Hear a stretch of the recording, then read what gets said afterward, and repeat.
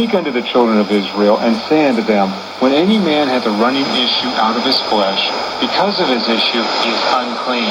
And this shall be his uncleanness in his issue, whether his flesh run with his issue, or his flesh be stopped from his issue, it is his uncleanness.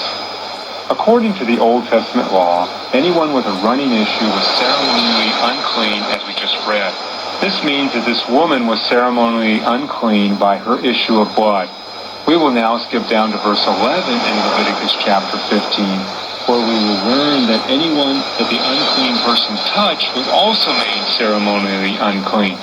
We read in verse 11, and whomsoever he toucheth that hath the issue, and hath not rinsed his hands in water, he shall wash his clothes and bathe himself in water, and be unclean until the even.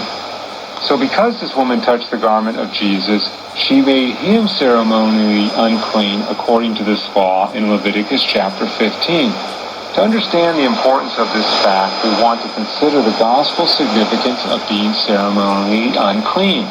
The Bible identifies being unclean with being in our sins. Sin or iniquity is an unclean thing in the sight of a holy God.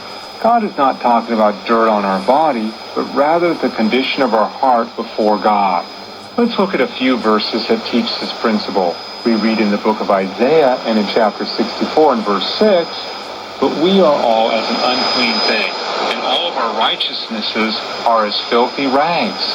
And we all do fade as a leaf, and our iniquities like the wind have taken us away. This passage uses the figure of man being unclean.